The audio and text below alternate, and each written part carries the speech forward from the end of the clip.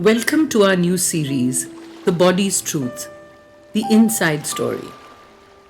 In this series, we are discovering a remarkable sensing instrument that is the body. Our body senses what is true or untrue at multiple levels. It also brings together many experiences from the past and the present, and it is always sending you wise messages. These messages reveal a wisdom from the deep, deep sea inside you. But you can only listen to your body when you have patience, clarity, and courage. Then let's begin.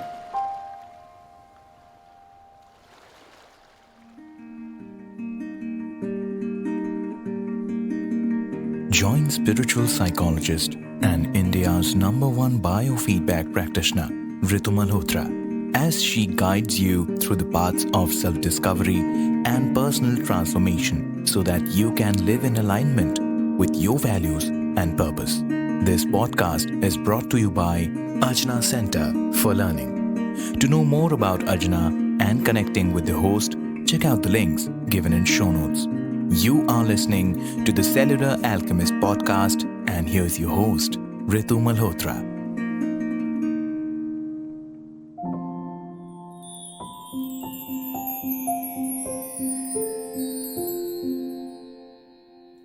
Signals from the body, hidden stress. When something pains us and causes stress, the human tendency is to avoid it. What we avoid gets embedded in the physical body and stays concealed, hidden for a long time until it gets our attention through discomfort or disease. And we have to address it. So let's understand avoidance a little more. When are we avoiding? We're avoiding when we hide behind a cheerful mask that hides painful feelings. We're also avoiding when we don't acknowledge the negative emotions like anger or fear that we might feel. So, how do most of us express this avoidance? Many of us escape the present by conjuring fanciful daydreams of the future or the past. Sometimes we don't think we can face a stressful or challenging life situation, and we wish to evade it. There are many other ways that we express this avoidance. We can avoid having relationships by feeling superior and appear hostile or offensive, hiding behind a feeling that it won't work, pessimism, or feeling like an imposter, like if they knew the real me, they wouldn't like me. This is avoidance too. The truth is that under pressure from others or from inside us, we go indifferent to our real selves. And denying our true selves is what creates disease. All pain, physical, mental, or emotional, is the result of not expressing our natural self. And any of these symptoms can be traced back to something that has not been dealt with successfully in the past. This is not from now. It's from way back, and we've even forgotten where we recorded all this in memory. Remember, our subconscious is the closet where we've hidden the hurt and pain that we wanted to avoid. Then we go on and blindly live our lives, ignoring or denying that we've hidden away these shadows from our past. But in doing this, we have lost out on the many good things that might be helpful for us today.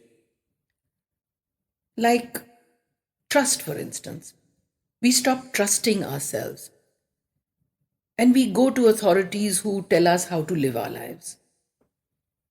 We look for drugs that will quiet the messages from the body. And if our head hurts, we swallow a pill. If our stomach acts up, we take a shot of soda bicarb. And if that doesn't work, we go to the doctor for something stronger, a stronger medicine to quiet these messages. Anything to not hear these messages from the body. But the fact is that this denial locks us out of seeing any positive alternative.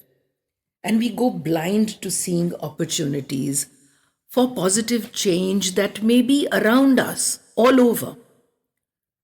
So, quite simply, what I mean is that if denial is not recognized, it cannot end. It will remain. And if it does not move, it will get heavy and draw even heavier responses and repressions and cause illness. I feel we need to remember that experience is meant to teach us and help us evolve. And repeated experience is only meant to go on as long as the lesson is needed. And then we are free to move on.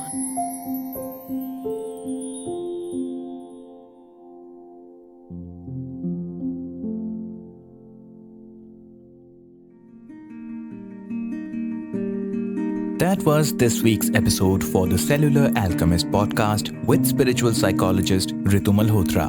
Don't forget to follow the podcast and join us next week for yet another episode. Thank you for listening.